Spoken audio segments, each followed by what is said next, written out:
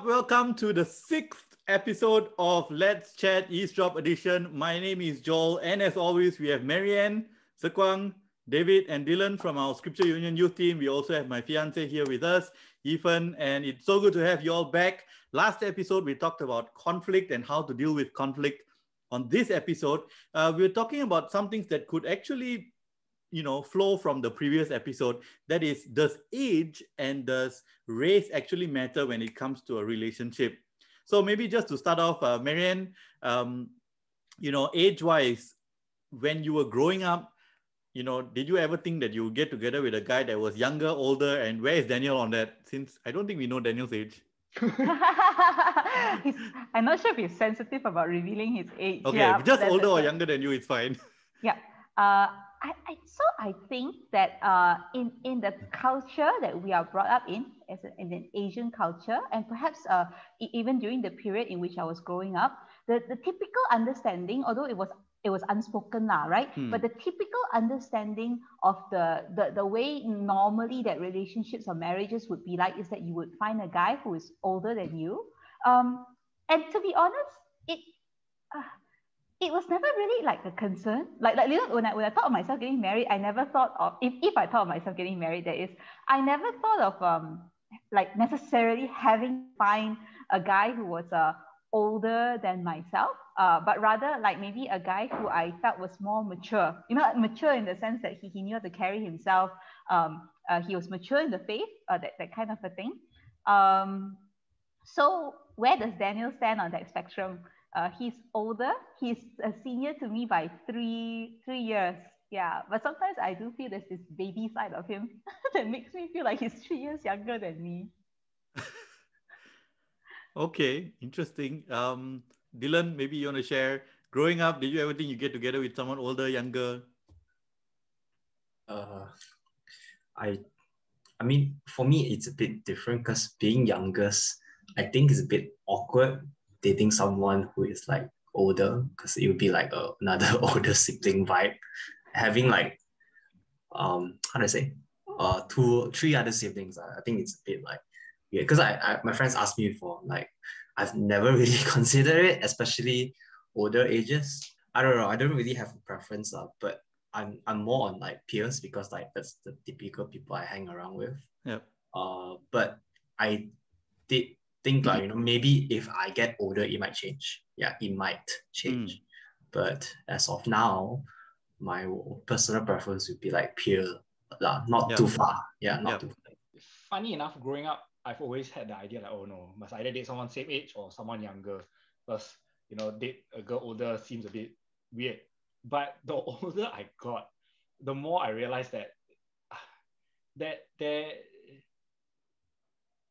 I don't know whether this is so good to say online or not, but there was a preference for older girls actually growing up, because I realized that I feel a bit weird that I have to come down to a level where I can be fun with someone who is younger than me. So I did struggle with that growing up. So that's why there was a time where I realized that actually I do prefer people who are either same age or girls who are older, because I feel easier to be myself around that age group.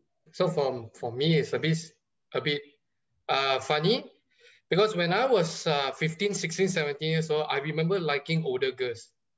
I remember having a preference for older girls. I don't know whether is that because I have 2 older sisters, so I yearn that kind of taikache kind of girl.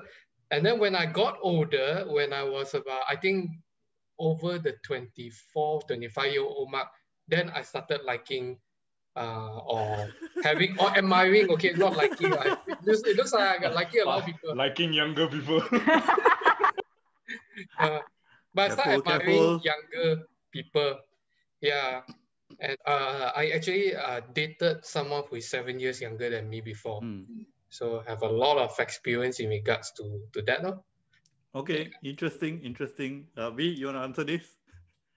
Definitely I had a preference for older guys, because usually, like, I guess just the conversations, even if it's a year younger, you can feel like there's a difference. I don't know. Yeah, so definitely like older. Peers also, I'm like, peers. Yeah, so prefer older lah. Okay, interesting.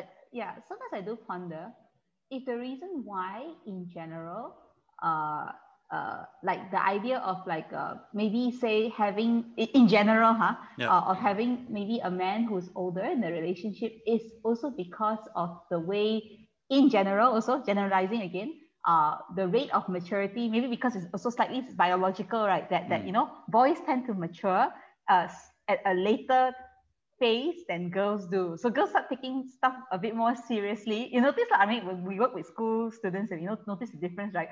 You notice that girls in their teenagehood, they start to consider certain things a lot more in a lot more depth than maybe sometimes guys who are their peers. So I wonder also if that is also the reason why maybe girls would be thinking about guys who are older than them in general, because like, you know, like maybe if you say, especially if you're a teen, you might be looking at a guy who is your peer and thinking like he's still like a kid. Yeah.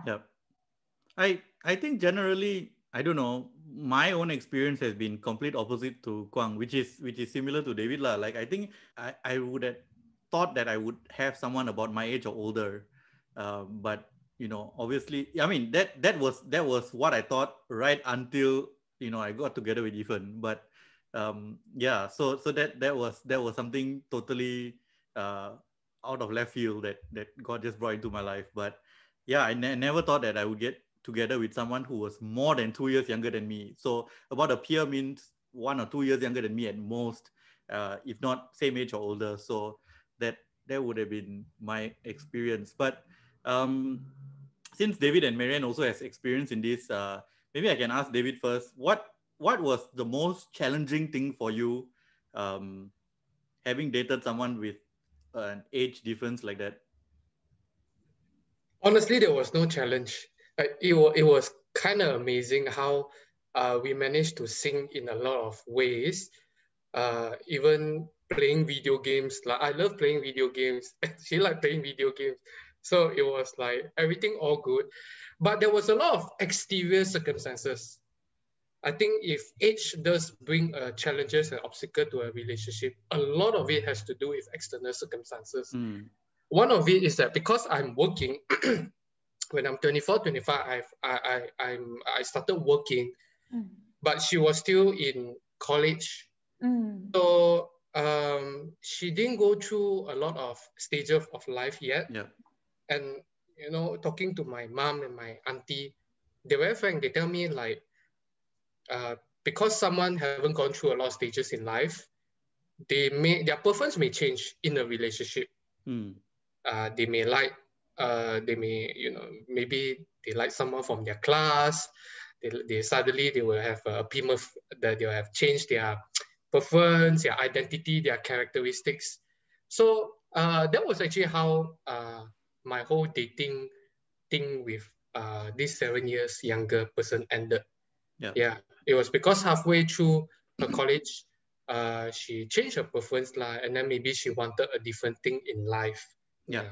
Can I jump in a bit here? Ask David, like, you know, when you dated someone 7 years younger, right? Like one thing that I can't, that I'm trying to wrap my head around as well, is like, how did you share your struggles with her? Like, you know, the struggles that you are facing is something that is like, you know, someone working 9 to 5, someone was thinking about, you know, financial stuff, this, that, and there's a lot of the problems that you are facing and the problems she is facing is very different. So how do you like share those struggles? Because that's why I hesitate to date someone so young, because you know, I just can't bring myself to share the things that I'm struggling with someone that young.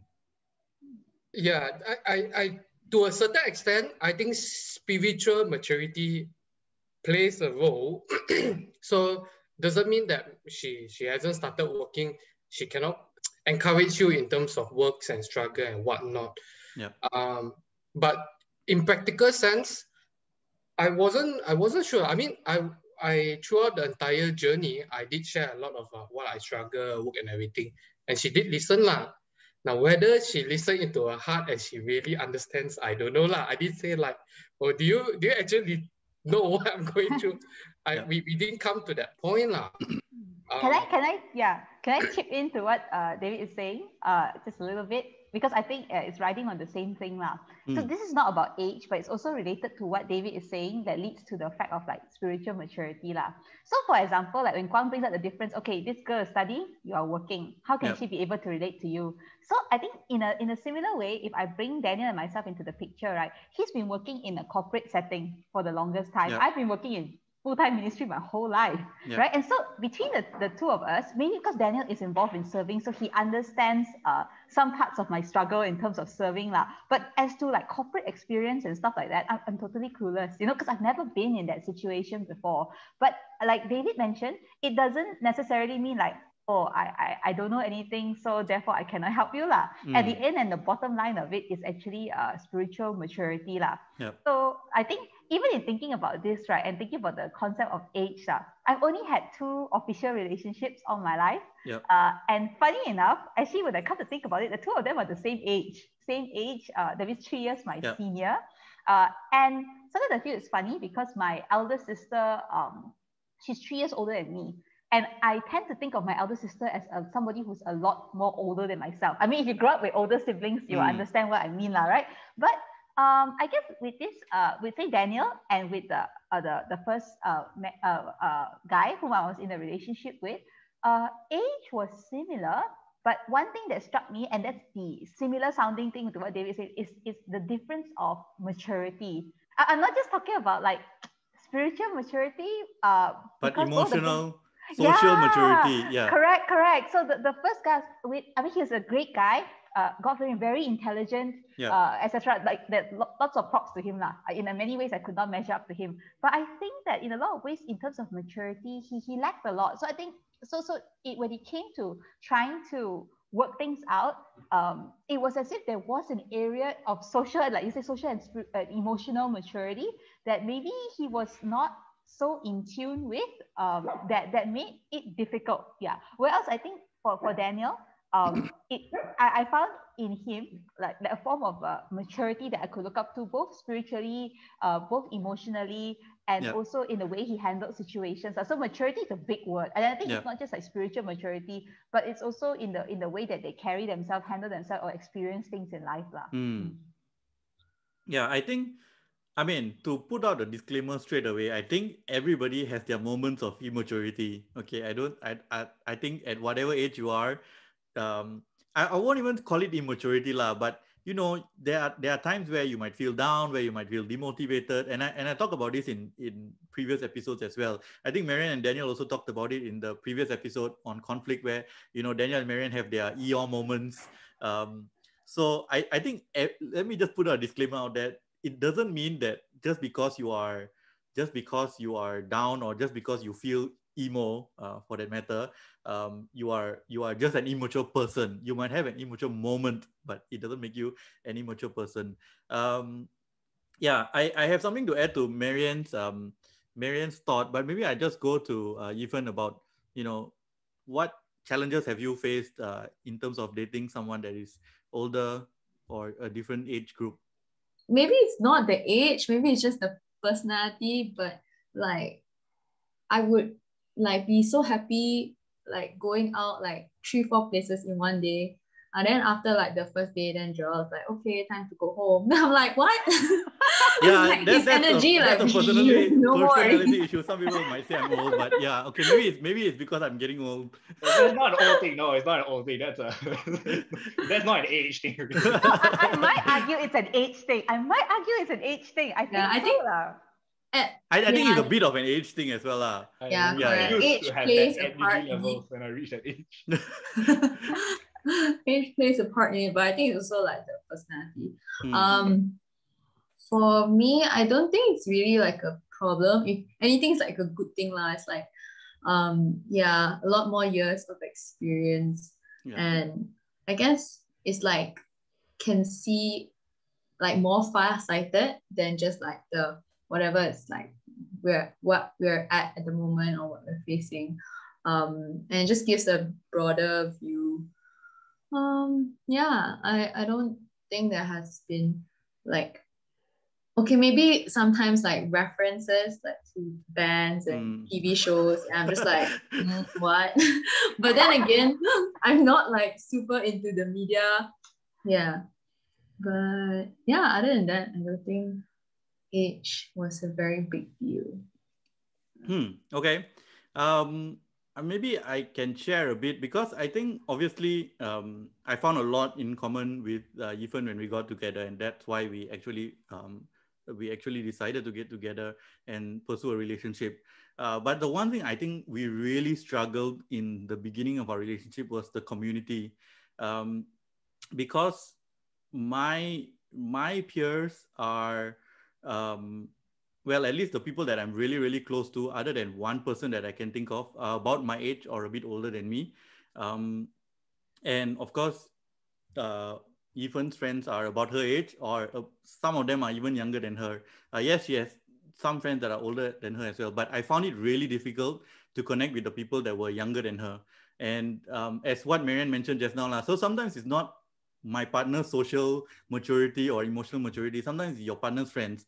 And so I had to come to, I really had to come to a make or break moment, with Ethan. And I had to tell her, like, there are some friends, I have no problem with them. In fact, they have, I think, being able to hang out with them, even some friends that are younger than her, but because they showed some sort of maturity, I told her, like, you know what, these friends, anytime, any place, I can hang out with them. There were some friends where I told her, I don't think these are your friends, or I don't think I have the energy to hang out with these friends because it's not because I'm old, but because there's just too much of drama with this friendship. And that maybe they need some growing up to do. Maybe they may not be good for us as a couple. Maybe they may not be good for you as a person. So that was just me as a boyfriend trying to look out for her lah. So it may not have been her, but it may have been her community. So I really, really, I'm speaking from a guy who is 5 years older than my girlfriend, who really struggled through this. And we had to have really big, serious conversations about these things lah.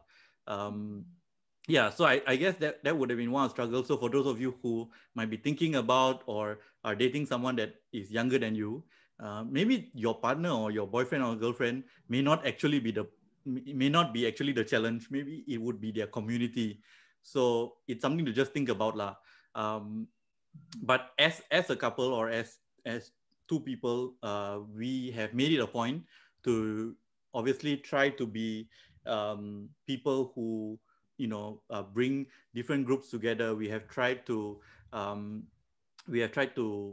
talk to people younger than us, older than us.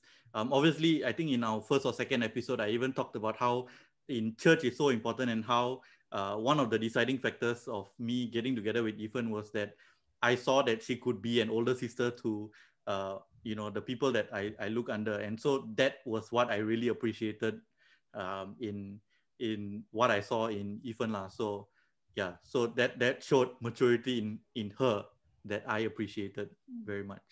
Yeah, Joel, you share about this, right? It suddenly gets me thinking, and this might actually be unrelated, but maybe you guys can give me feedback on whether it's related or not. Okay, so obviously, I don't know. I'm obviously sure that it's a personality thing as well, because like Daniel and I, when we started going out, we met through youth fellowship, right?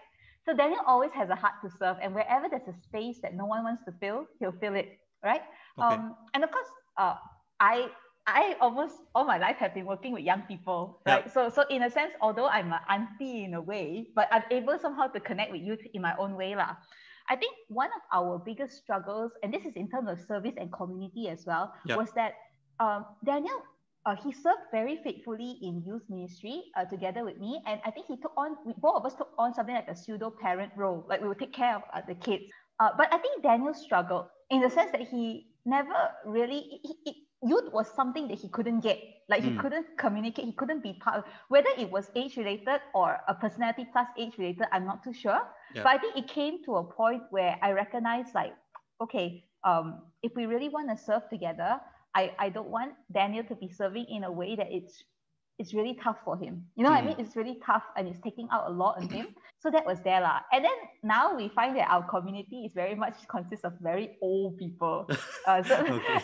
and I love old people. Yeah. I love people who also, I think, culturally are different from us in that sense. So we have a heart for people who are vulnerable as well. They form part of our community. And Daniel and I find that we can share that commonality, like, you know, caring for people who are much older, and caring and also building a community with people who are culturally very different and vulnerable. So I don't know. I mean, I don't know if like age played a difference in that, in moving us to where we are. I mean, for Daniel and myself, if it was age related, we worked through it lah. We found a common ground. But would that generally be a challenge? Like service, maybe the question is this: will service and serving together be a challenge for a couple if their age is very different? I think it really depends on like your passion.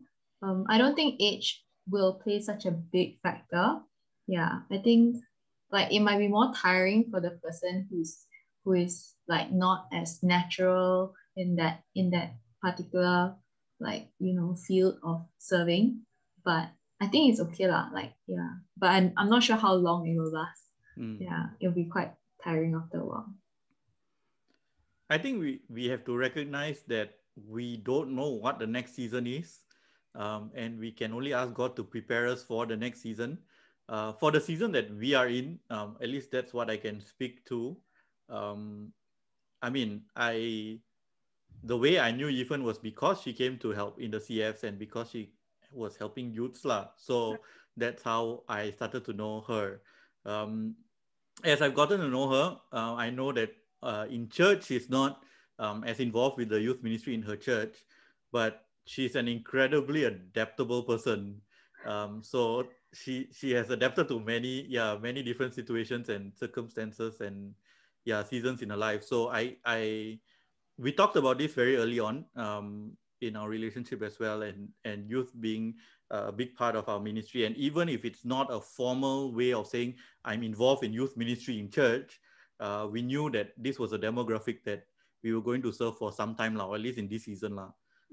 Where God takes us in the next season, we cannot tell right now. But at large, we knew that we were going to serve youth, and we were going to serve the family of believers, and of course evangelism lah, because we're both very passionate about evangelizing and the gospel. So we knew that these three areas were something that we really wanted to look at, because obviously I am a church leader and Evan's really passionate about the local church as well. It is something that we saw that was a common ground, that we really loved church. So that was something we definitely talked about. So I don't think it was as big a challenge lah. Yeah. Since Marianne also brought up the point about, you know, being a bit culturally different, you know, with whom Daniel and Marianne serves today, maybe I can ask the question, like, have you all ever had any experience dating outside your race? Because this was one of the questions that has come out many times over different forums that we've had, different events that we've had on BGR. You know, do any of you have this experience? Marianne? Yes. Okay, let's hear it. So the first relationship, I don't think we've ever asked this question to anyone within this group before, so it's interesting to hear Marianne say this, but okay. Yeah, I mean, the first official relationship that I was in was with a guy who was on mission, and that's why he was in Malaysia. He came from the UK, and I think culturally we were very different. Yeah, and the way that we approached and thought about things was very different also, because our upbringing was different. The faith was the same, of course, but just culturally and all were very different. And I think it was interesting to learn, like also from him, to hear about like how the UK is like and things like that, and how things work. And also even to observe the way that he would approach people. I realized that, you know, as Asians, right, we are very paise. Like, you know, if we want to say something or we want to comment on a particular thing, we are very, we have a way to go around it where it's like polite, but I want to tell you what I'm saying, right? One thing I realized about people who come up with a Western upbringing is that generally, at least this is my experience with dealing with, it's like they will say it as it is. So if something is just the way it is, then it's just the way it is. They don't go all the way around to tell you a big story to make it seem presentable. So it's like if something is not right? Or if something is just not good, then it's not good lah. So that's just, so one of the things I admire was like, okay, sometimes I don't, like one of the things I learned, like in terms of culture from him, is like, it's like if something is the way that it is, you are speaking the truth because you don't want to be mean, but you don't necessarily always have to go around the bush to say something the way it is lah. Yeah, so I think that was also a good experience, and they are very independent. So I think someone from the West is very independent. I think and that they are actually like encouraged a lot to take gap years, to explore, to go to another country, to experience different things. And I thought that's very interesting because usually, like, in the Asian context, very rarely do you hear people taking gap years. Like most of the time, like, okay, after you finish your SPM, you go straight as early as you can go university. After you go university, you straight away either go further university, further studies, right? Or you go to work. And so the fact that there were people who were willing to like take time off and not really worry about like where my next job is going to come from, but I want to experience life, was something really new to me too. That's what I learned and observed. Some of the positives lah in having a interracial, intercultural relationship. Yeah. Okay, maybe before I ask the three guys a question about this thing about race, let me just put a disclaimer out there, unless Ethan has something to say. Ethan and I never really had any issues with this because at least with each other lah, okay, because my family is really mixed in a sense that my dad is half Indian, half Sri Lankan. So there was no real strong culture from that end.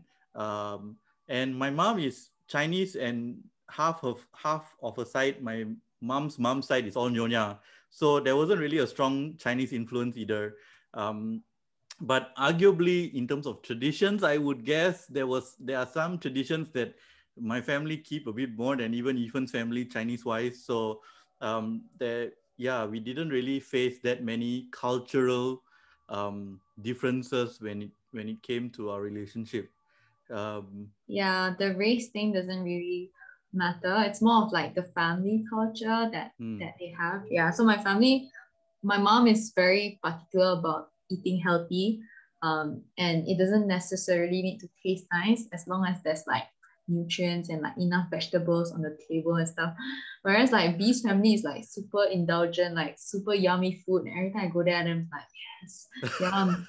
Like it's just so different. Like they would actually like go on like food trips and stuff. My parents will never do that. So it's just a different kind of culture. Not so much like the race stuff lah. I feel like I did struggle a little bit at the initially. I didn't know how to deal with it because like for me, I've always liked like the China type of person. Not exactly like, I don't know how to explain this, but like not China in a way where they cannot understand English, but it's more like I feel like I need someone who understands at the same time, like someone who isn't too westernized. I don't know. So I had to kind of deal with that on my own. And then like getting to know Joel as a person, then I realized like, oh, actually we're very, very similar. And in the sense where I don't have to explain a lot of things and we just understand, because we both grew up in a family where my parents don't speak Mandarin and his parents don't either. So it's like, we're kind of like English educated. My mom's a teacher, his mom and dad teacher, that kind of thing. Yeah, so I think in that sense, we had a lot of like similar cultures. Not to say like, both I mean, at least my mom's side and Evan's parents' side, both Hokkien background lah. So that was the common ground lah. Yeah. So both like stuff for that. Yeah. So my question to the three guys was what I mean, from your reactions, I would guess you never had experience in this sector. So what makes you weary about an interracial relationship? Well, as in for me, I think the worry will actually come more from maybe parents, because my family is also all English educated. My dad speaks Cantonese, my mom speaks Hokkien, so in that sense also, and they actually can't understand each other's dialect. So in the end, we all just speak English. And one thing I do realize is that because the Chinese culture is so seeped into language, seeped in the language and everything, that if let's say I do get together with someone from a different culture, a different race, that because I don't understand the language in itself, that really the culture would naturally be lost, because my partner don't even practice some of the cultures, or some of the race-based cultures that we practice. So there might be some concern there, as in maybe from parents' side, So Zekang is looking for a Chinese-speaking girl. One thing I learned is that Chinese-speaking girl don't look for banana guy. Yeah. I learned that a lot already. David, Dylan. But I agree though a bit on okay, parents is one thing now, but language I do think is important. Like I don't think you have to absolutely same language, because if you really somehow you need to find a common language, but you don't have to both be fluent. That's my compromise, right? Yeah, if someone wants Chinese speaking, yeah, fine, I can speak a bit Chinese, but you have to also speak a bit English. It's gonna be like, yeah. So yeah, language should be the first concern when it comes to race. But I every time as a Chinese, right, when people like, oh, we're celebrating this, I can never understand anything. So I don't know what am I. I eat Chinese food, of course. Food is like a bit more universal. I'm not picky, so anything also I eat. But when it comes to celebration or a typical household, what is to do, what not to do, okay, Asian is one thing, but like being Chinese, like I'm not that particular, because I'm not that festive of a person in the first place. That's number one. Second thing is I can't really be bothered to learn about something I've never learned before at times, especially when it comes to like now it's the dumpling season. I still don't know what it's about. I just eat the dumpling. That's all I get. Yeah. So so I do think I'm quite an open person in terms of meeting people culturally. Like I've interned at a place where it's like more than 50% were not Malaysians. Yeah, so that was it wasn't awkward for me. Yeah, I know some people, like, let's say if you grew up only in a single ethnic community or school, then that might be overwhelming for you. But for me, it's like, not much difference. Like I'm keen to know where you come from, what does your culture do in terms of your food, in terms of your language. Like, yeah, of course, there are I think what Marianne said was true about the certain cues in how people from different cultural backgrounds have they are maybe more open. But again, even within the Chinese itself, let's say if I really so particular about race, I'll be even within Chinese itself, there's a lot of different cultural differences. And I do think it's not that I don't notice it, I immediately notice it, but I'm not that particular, but I'm open to learn. If someone I date only listens to Chinese songs, then okay, maybe I need to start listening to Chinese songs. I don't know. For example, that's an example. So I'm quite open. I mean, just generally, even the music that I listen to, I'm very open to all types of music, all types of languages. So I think my upbringing has been it affects. I'm just very open about it. Yeah. Nice, David. Yeah, I have a lot of things to say about race. I think in general, I think number one is I won't beat around the bushes and say that I think a lot of our third generation, older generation people have a lot to do with our upbringing and how they have structured us to be cautious or wary of marrying people outside of your same race.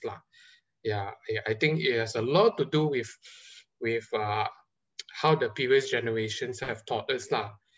And sometimes it makes me wonder, because what makes them so cautious and bitter? So I think number one would be that. Number two, actually, my elder sister was in relationship with a Dutch national. Yeah, so my mom had a lot to say about that lah. Yeah, I think there's a lot of stereotype about the Western culture, and I think the coming generation are pretty open. Coming generations like Dylan, I can resonate with Dylan. Like we're pretty open. I'm pretty open about it. In fact, I'm okay with if really an Indian or whoever, as long as they belong to the same faith, I'm okay with it. Yeah. So I think it's just a lot of pressure externally lah from the older generation. I can foresee myself if let's say I have to get into a relationship with someone who's not the same race, I'll get a lot of kickback from my relative. Now, the question then I'll ask myself is, do I want to fight for love and just diss my family and my relative, you know, getting so many kickback, and imagine you want to get married and get blessing. Imagine just the whole lot just palm on you. I don't think it's something I'm willing lah mentally. So that would be just a few of my thoughts lah in regards to race. Yeah, very mixed feelings about it lah. I would say, yeah. Can I chip in for a real life situation? Yeah. So my older sister, all her life, and I'm not too sure why, she always envisioned herself being married to somebody from the West. So she could never really think about herself being married to a Chinese. And my mom, on the other hand, as David very clearly pointed out, right, I was praying for us every night that we will marry good Christian, Chinese, doctor husbands, right? And she prayed that every single night faithfully. And of course, my older sister, she met her husband in church. And my brother-in-law was actually a full-time Christian worker, and he came from the UK. So of course, when they found they had a mutual attraction for each other, I tell you, all hell broke loose lah. Because like David said, there's a lot of stereotype about like guys who come from the West drinking. They can't be a good. It's funny, but it's like there's a certain perception that genuine Christians cannot come from there, at least at that point of time. And so I think my parents were strongly opposed to the relationship. So the question that was raised at that time, you know, because we were sisters and three of us were very close, me and my elder sister and my younger sister, and so we said, like, what can we do? Because we knew that that my brother-in-law was a good guy, we knew he was a godly guy, and we loved our elder sister too. It's like, what can we do, you know? And so I think that we did. They went through a lot.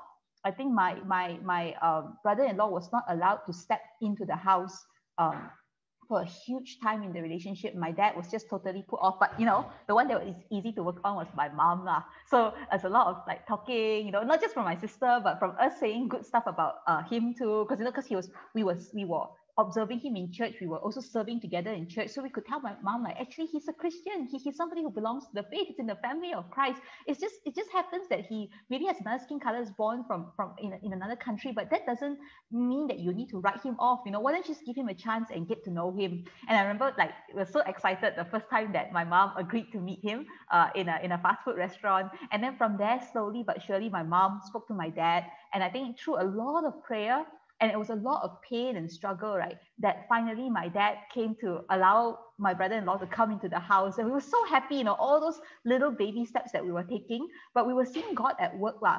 And of course, when it came to me, having my first relationship with a guy from the UK, it was not a problem anymore, because my poor sister and brother-in-law had gone through all of the struggles lah. But I think that I'm not too sure why there is like these race boundaries around us, because when we're thinking about it in a biblical perspective, right, the Bible says and 1 Peter 2 actually quotes the Old Testament and talks about us being brought together to be God's people, a royal priesthood, a holy nation together. And so like those boundaries are broken down because of what Jesus has done for us on the cross, right?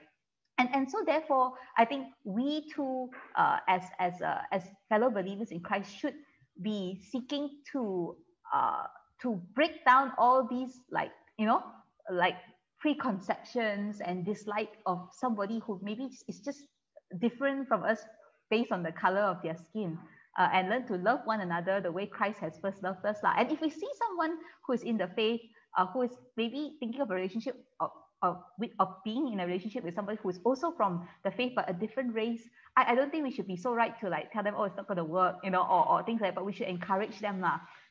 Yeah, I wanted to mention, like, after what David said as well, that I don't know whether this is what I say is true or not, but I don't know. I do feel a sense that the younger generation is not steeping their identity based on their culture anymore. That in the previous generation, there's this sense of like, the minute you lose your culture, you lose your identity. But I don't know whether there's maybe a slow shift in that also in terms of, let's say, those of us who grew up in Christian households, that maybe our identity is a bit more seated in Christ, and to see that, our whole, how we perceive things and essentially our identity is then in Christ, that and is less and less being placed in terms of the culture. And maybe that's why for certain cases, like even Joel and Fern, despite the different races and all, but because both families are so deeply rooted in the identity of Christ, that it was very easy to come together. And I think maybe also for those who are maybe younger, who are a bit more exposed to what then is our identity. Whereas previously, last time, because there was not so much social media, there was not so much exposure in terms of the outside world, that people tend to also base your identity on your culture and where you're growing up. But because of the exposure in that, we realize that we need to seek our identity something more solid rather than just culture, but that in Christ. And maybe that's why the younger ones are a bit more open, and the older ones still think that your identity is your culture. You lose that, you lose your identity. But it's not anymore. I tell you this very funny incident, because before I got together with Linda, we were very worried that her parents cannot accept me for who I am. First, because we are different faith. I'm a Christian and they are not. So before we got together, we actually let our parents see I have introduced her to my parents, and she also introduced me to her parents. And then after that only we decide to get together. But Linda told me something that was quite cute. And because when I spoke to the father, it was the first time meeting the father, and then talk a lot of stuff. And then after just one night, right, of just speaking to the father, when I was sleeping the next morning, the dad actually went and told Linda, like, hey, I think you have found a very, very good man. And then Linda was like, what the? You only see him for a day. How could you decide that? I said, no lah, I know one lah. I felt that it has a lot to do with what we carry in us lah. Again, where is our identity? Yeah, at the end of the day, it's really where does your heart put its center point at? And I think that's very important. So I think it's not, it's not just about race that creates the barrier. So it's the culture and the family upbringing, right? So Daniel and I are Chinese by ethnicity, but we are very different types of Chinese. Like I was brought up not being taught to speak any Chinese language. So I learned the Chinese dialect, like Cantonese, right? Simply by watching Canto movies, because like my mom would encourage us to use English, and so we use English and Bahasa and very little Chinese at home. So the only Chinese that I heard was like whatever my mom would use when she was conversing in the house to her relatives and things like that. Where else, of course, when I married Daniel, I would admit that I was in for a culture shock, because while Daniel comes from a different generation, so it didn't come across, but his family is very different. They really observe Chinese tradition and culture. And of course, like in the same boat with David, except that I'm already married to Daniel and I'm also a part of his family, is that Daniel's dad and Daniel's mom don't read English. They speak Cantonese and Chinese. And I was finding myself that I could tell that they were trying to get to know me and I was trying to get to know them. But it was always a struggle for me to even up till now, to converse in the Cantonese dialect lah. Now, all this was very overwhelming to me. I said, like, it's like a total a shock lah, culture shock to my system. But I would say that I think most of Daniel's family members were Christians. And I think that although they recognized that I was very weird, like I probably did stupid things and said stupid things, like, in the sense because I didn't know so much of this cultural stuff. And maybe there were times that I was even rude and I didn't even know it. I didn't pay respect when I should have, in the way that it would have been interpreted as respect because I was just ignorant. Yep. But they were loving and they wanted me to be included as part of the family. And of course, knowing that they loved me in that way, also enabled me to also reach out to want to fit in, to want to adapt. to want to adapt and to love the culture, but more so than that, knowing that what holds us together is Christ. And I think, of course, the greatest joy was when I married Daniel. His father was not a Christian. I was very strong Taoist, as Daniel would say. And it was having that opportunity to join in with the rest of the family, to love and to show love and care, and to share Christ with Daniel's dad in a very upfront way, to share the gospel. We engaged a lot of arguments with him as well. And to finally see that he came and has turned to trust in Christ.